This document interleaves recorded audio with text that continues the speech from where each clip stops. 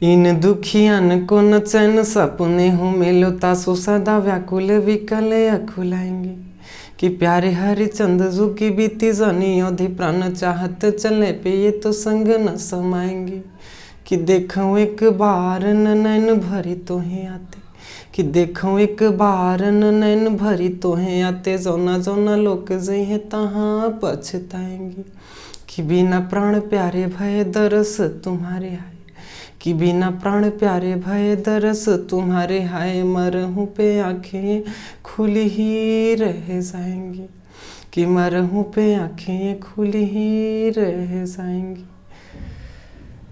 प्यारे बच्चों, ये भारतेंदु हरिश्चंद्र जी के प्रेम माधुरी का आज ये दूसरा भाग हम लोग अध्ययन करेंगे, जिसमें श्री कृष्ण के प्रेम में दीवानी सभी गोपियों को उद्धव समझाने गए हैं। ठीक, कृष्ण ने भेजा है, हालांकि इनका भी मन था। आप लोगों सुने होंगे कि जाओ जाओ वृंदावन ये उद्धव, गोपियों से जाकर तुम कहना। तो जाके समझा रहे हैं कि कृष्ण कोई भगवान वगान नहीं है और भगवान तो निराकार होता है। हालांकि भगवान निराकार साकार दोनों होता है, लेकिन गोपियाँ तो साकार रूप श्री कृष्ण के और ख़ास तौर से वो भाव में थी। तो प्रेम की पराकाष्ठा इतनी, उद्धव की बात तो समझ में आती नहीं है और उद्धव समझा के बेचारू थक गए हैं, उल्टा उन्हें ही सुनना पड़ता है।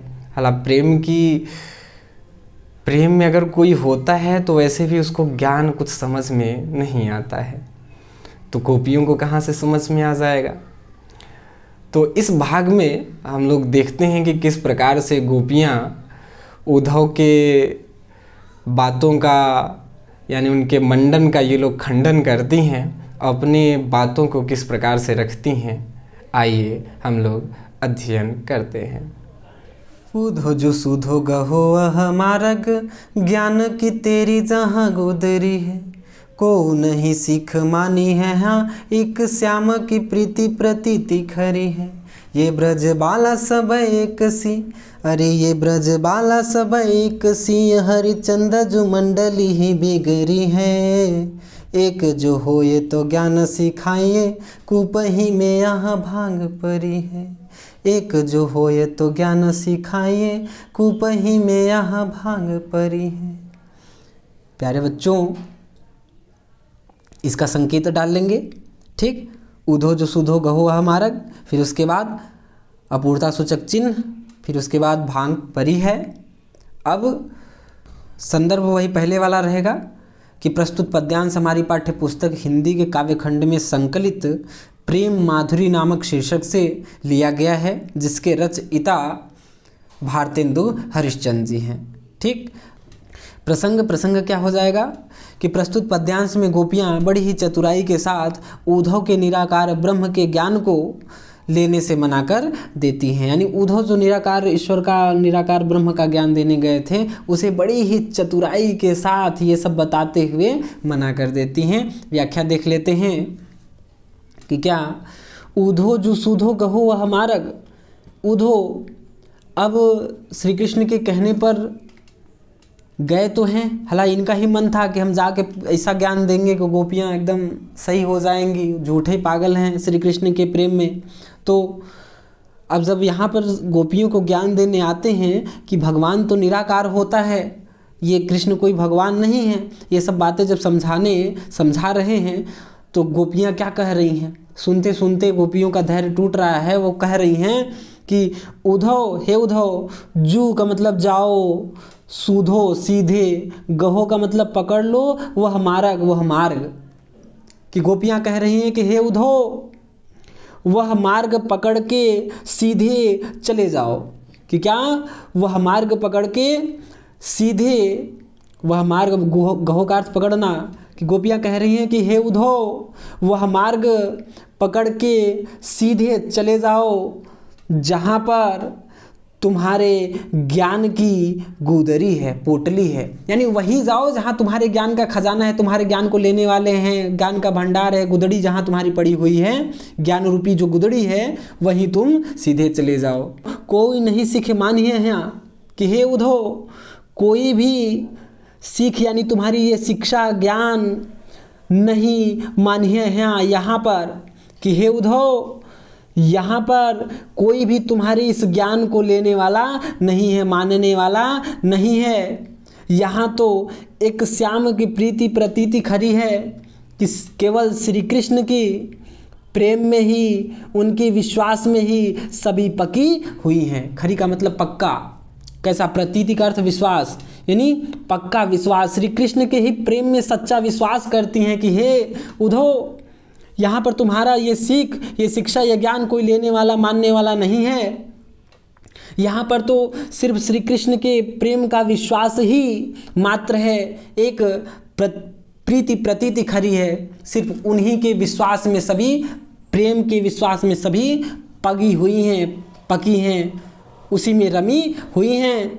ये ब्रजबाला सब एक सी कि हे उद्धव, ये जो ब्रज की गोपियाँ हैं, जो ब्रजबाला हैं, ब्रज की स्त्रियां हैं, ये सभी एक सी हैं, सभी एक ही प्रकार की हैं। हरिचंदू जो मंडली ही बिगड़ी है, ये पूरी मंडली ही, गोपियों की पूरी मंडली, समूह ही बिगड़ी हुई है, श्री कृष्ण के प्रेम में दीवानी है। उद्धव समझ रहे हो कुछ बात कि ये ब्रजबाला जो हैं, गोपियां जो हैं, इनकी पूरी मंडली ही, पूरा समूह ही श्री कृष्ण के प्रेम में बावली है, बिगड़ी हुई है। हरिचंद जो यहाँ पूरी मंडली ही बिगड़ी हुई है। एक जो होए तो ज्ञान सिखाएं, कि अगर यदि तुम ही बताओ, तुम ही सोचो जरा, एक जो होए तो, यदि एक जो होए होती, कोई एक गोपी होती तो उसे तुम ज्ञान सिखाते, अपना ज्ञान समझा पाते। लेकिन बात ऐसी है उद्धव कि कूप ही में यहाँ भांग पड़ी है, कि इस पूरे कुएं में ही भांग पड़ी हुई है, यानी कि जो पूरी गोपियाँ हैं वो पूरी बावली हैं श्री कृष्ण के प्रेम में। तुम किसको ज्ञान सिखाओगे? ठीक, कूप ही, यानी कूप में, पूरे कुएं में ही जब भांग पड़ जाए तो यानी वो पूरा पानी जो है कि मादक हो जाता है। उसी प्रकार से जब पूरे कुएं में ही, यहाँ पे कुएं का अर्थ किससे है? गोपियों की मंडली से, कि पूरे कूप में ही यहाँ भांग पड़ी हुई है, यानी पूरी गोपियाँ हैं श्री कृष्ण के प्रेम में बावली हो गई हैं। कोई एक गोपी होती तो तुम्हें उसे ज्ञान सिखाते। ठीक, अर्थात यहाँ पर तुम्हारा ज्ञान कोई लेने वाला नहीं है, और तुम सीधे वही मार्ग पकड़ के चले जाओ जहाँ पर तुम्हारे ज्ञान की गुदरी है। ठीक, अब प्यारे बच्चों, इसका काव्यगत सौंदर्य में क्या है? वही भाषा इनकी ब्रज है, रस इसमें क्या? श्रृंगार रस है। छंद सवया छंद है।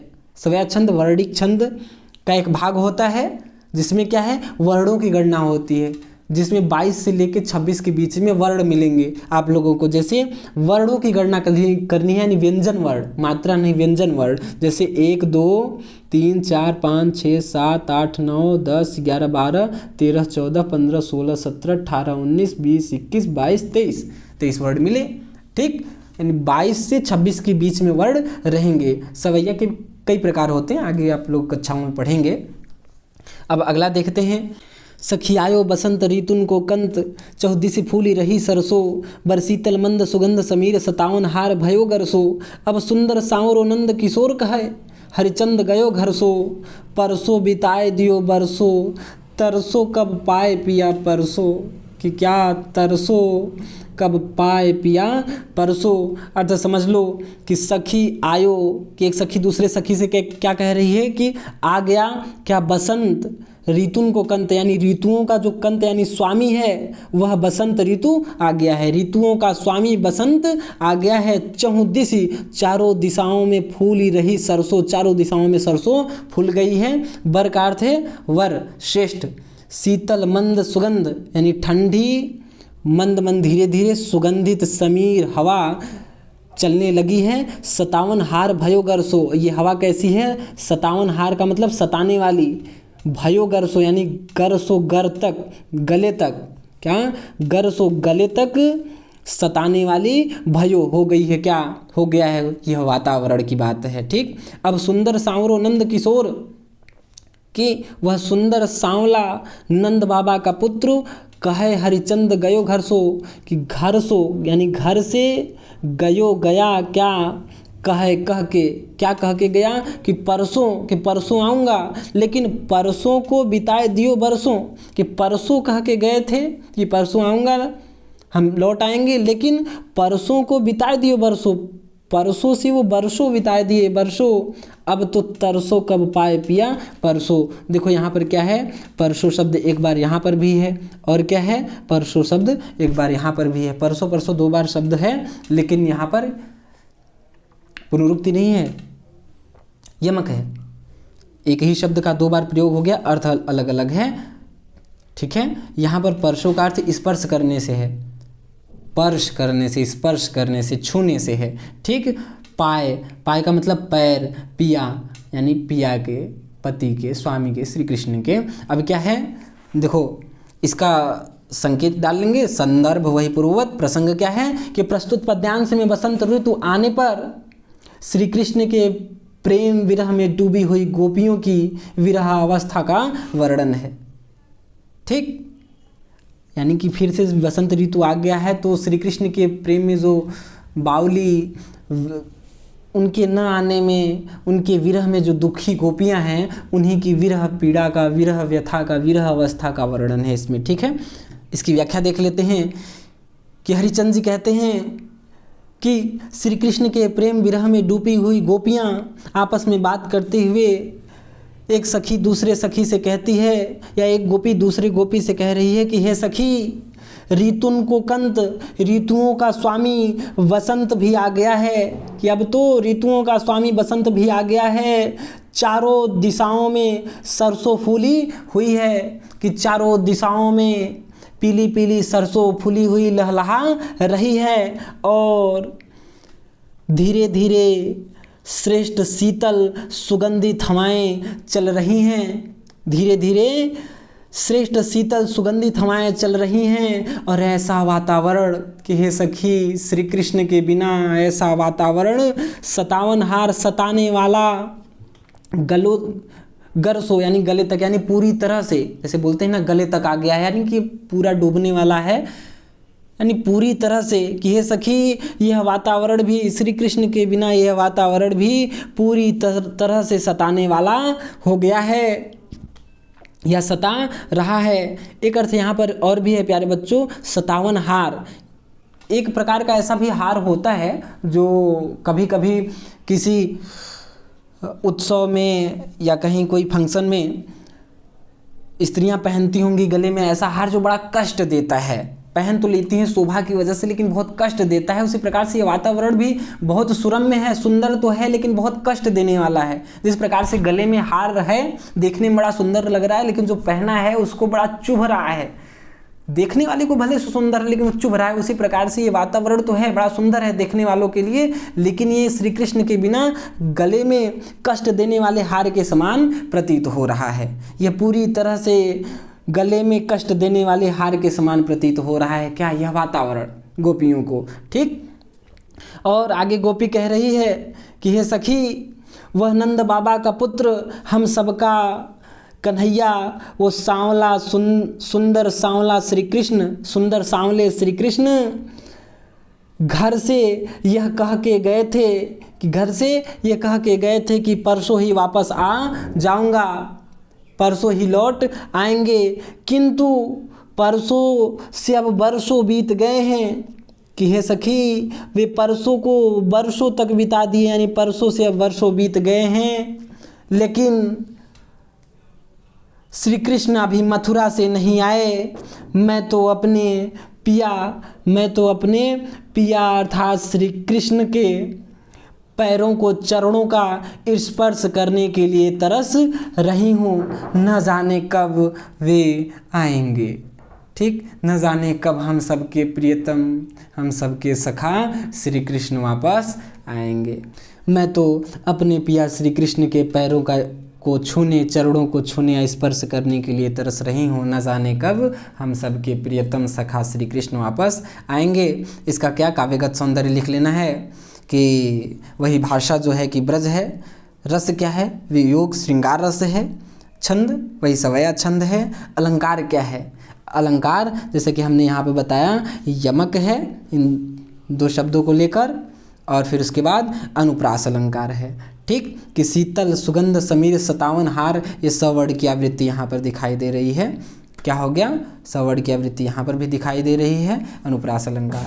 ठीक, बरसो तरसो सवर्ण की आवृत्ति यहाँ पर भी नहीं अगर दिखता तो रही सरसो गरसो घरसो या परसो, ये जो है अंत्यानुप्रास यहाँ पर भी है। ठीक है, अब प्यारे बच्चों अगला देखते हैं हम लोग।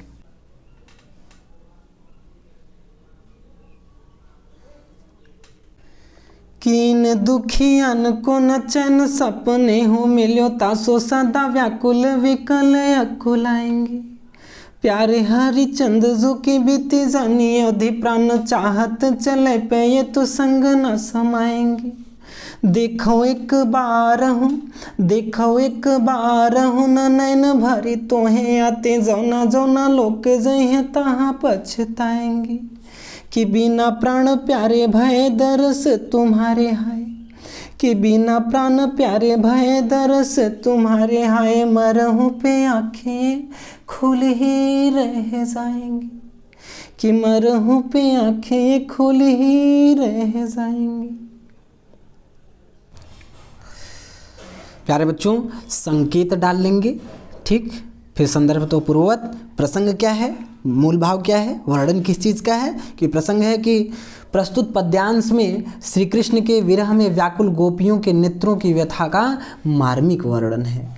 ठीक है, उनके नेत्रों की व्यथा का बड़ा ही मार्मिक मर्म स्पर्शी वर्णन है। व्याख्या देखेंगे कि इन दुखियान को न चैन सपने हो मिलो, दुखियान का मतलब दुखियारी आँखों को। ठीक, चैन यानी सुख शांति, सपने हो यानी सपनों में भी न मिल्यो। ठीक, इसमें क्या है कि न यहाँ पर नहीं मिल्यो वाली बात है। गद्य और पद्य के अंतर में आप लोग पढ़े होंगे, किताब के पहले ही भूमिका में दिया हुआ है कि इसमें व्याकरण के आधार पर कोई वाक्यबद्ध नहीं रहता, मतलब आवश्यक नहीं है। ठीक, बातें संकेत में कही जाती हैं, हमको इसके भाव को, भावभूमि को समझकर, इसके भाव को समझकर वाक्यबद्ध करना होता है। तासो का मतलब इसलिए, सदा हमेशा, व्याकुल विकल यानी व्याकुल, विकल यानी अत्यधिक व्याकुल, परेशान, अकुलाएंगी, आकुल रहेंगी यानी व्याकुल, अत्यधिक व्याकुल रहेंगी। प्यारे हरिचंद की यानी हरिचंद किसके लिए, श्री कृष्ण के लिए। गोपी क्या कह रही है, गोपियाँ क्या कह रही हैं कि हरिचंदू यानी श्री कृष्ण के बीतती जा रही है अवधि यानी अवधि, समय यानी श्री कृष्ण के आने की समय अवधि और बीतती जा रही है। जैसे जैसे बीतती जा रही है वैसे वैसे क्या है, प्राण चाहत चले, ये प्राण जो है चलना चाहते हैं यानी शरीर त्यागना चाहते हैं, शरीर से निकलना चाहते हैं। पर ये तो, किंतु ये तो संग ना समाएंगी, लेकिन ये दुखियारी जो आंखें हैं जिनको अभी तक श्री कृष्ण का दर्शन नहीं हो पाया है, सपनों में भी नहीं हो पाया है, ये साथ न संग न समाएंगी, ये साथ नहीं जा पाएंगी, ये साथ जाना नहीं चाहती हैं। क्यों? क्योंकि एक भी बार नैन भर के जी भर के तो ही यानी उन्हें, तुम्हें यानी श्री कृष्ण को नहीं देखी हैं ताते, इसलिए जौना जौना लोक जई हैं, मरने के बाद ही अगर चली गई, साथ पहले तो जा नहीं रही हैं, अगर इसीलिए नहीं जा रही हैं क्योंकि अगर चली गई तो जिस जिस लोक जाएंगी तहाँ पछताएंगी, यानी आंखें पछताती रहेंगी कि क्या बताएं, श्री कृष्ण को एक भी बार जी भर की अभी हम लोगों ने देख नहीं पाया, तो आंखें इसीलिए पछताती रहेंगी। और यहाँ पर क्या है, बिना प्राण प्यारे भय दरस तुम्हारे है, कि उद्धव से कह रही हैं कि गोपियाँ कि श्री कृष्ण से कहना, जाके कह देना कि प्राण प्यारे, प्रियतम प्यारे, प्राण प्यारे यानी श्री कृष्ण को देखे बिना, श्री कृष्ण के उन्हें देखे बिना मरहूं पे, मरने पर, कि अगर श्री कृष्ण को नहीं देखी तो मरने पर भी बिना उनके दर्शन के ये आंखें मरने के बाद भी खुली रहेंगी।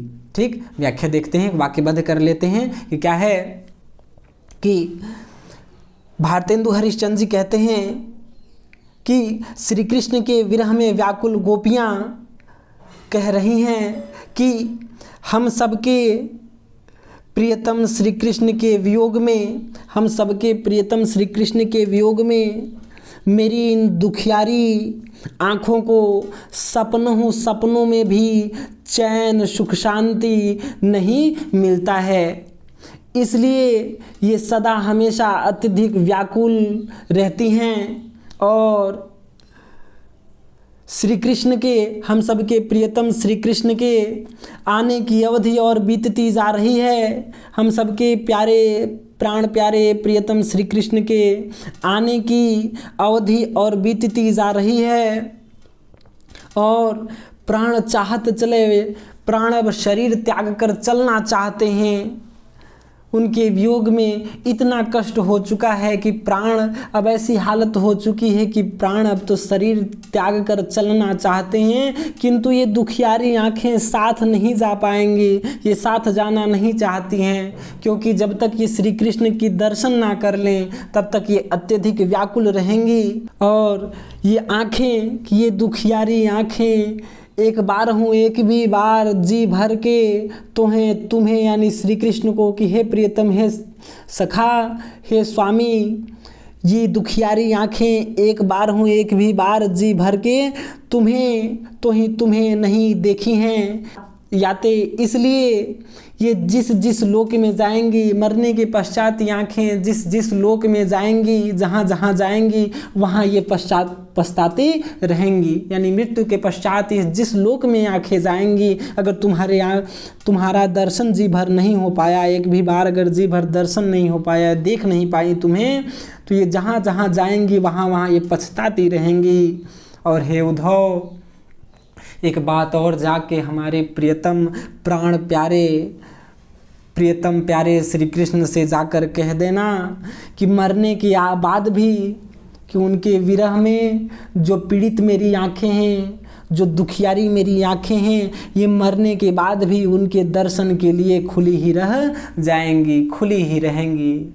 इसलिए हे उद्धव जाके कह देना कि हम सब के वो सखा स्वामी पिया एक बार आके हम लोगों को दर्शन दे जाएं, नहीं तो ये मरने के बाद भी ये आँखें उनकी दर्शन के लिए, उनकी प्रतीक्षा में खुली ही रह जाएंगी, तड़पती रह जाएंगी। प्राण तो चले जाएंगे लेकिन आँखें उनकी दर्शन के लिए तड़पती रह जाएंगी। ठीक प्यारे बच्चों, इसका क्या है काव्यगत सौंदर्य, कि काव्यगत सौंदर्य में वही भाषा ब्रज है, ठीक, छंद सवैया है, रस वियोग श्रृंगार रस है, ठीक। अलंकार क्या है इसमें, कि क्या है, खोजो, कुछ दिख रहा है कहीं पर, कि जौना जौना शब्द का 2 बार प्रयोग हुआ है, अर्थ एक ही है, यानी जिस लोक में जाएंगे या जिस लोक में जाएंगे अर्थ एक ही है। तो यहाँ पुनरुक्ति प्रकाश अलंकार हो गया। फिर उसके बाद प्राण प्यारे पवड़ की आवृत्ति यहाँ दिख रही है, ठीक, इसलिए जो है कि क्या अनुप्रास अलंकार हो गया। अनुप्रास अलंकार और खोजेंगे तो मिल जाएगा कि चाहत चले चौवड़ की आवृत्ति यहाँ पर भी है अनुप्रास अलंकार। इधर कहीं नहीं अगर दिखेगा तो अकुलाएंगी, समाएंगी, पछताएंगी, जाएंगी, ये अंत्य अनुप्रास तो यहाँ दिख ही रहा है, ठीक। तो अनुप्रास और पुनरुक्ति प्रकाश, ठीक प्यारे बच्चों। कहीं भी कुछ भी कोई भी प्रश्न रह गया होगा या मन में प्रश्न उठा होगा या उठे, ये ऐसा लगे कि सर इसको नहीं बताया, ये क्यों छूट गया, ठीक, तो आप लोग कमेंट के माध्यम से अवश्य पूछिएगा, प्रश्न का उत्तर अवश्य दिया जाएगा, ठीक।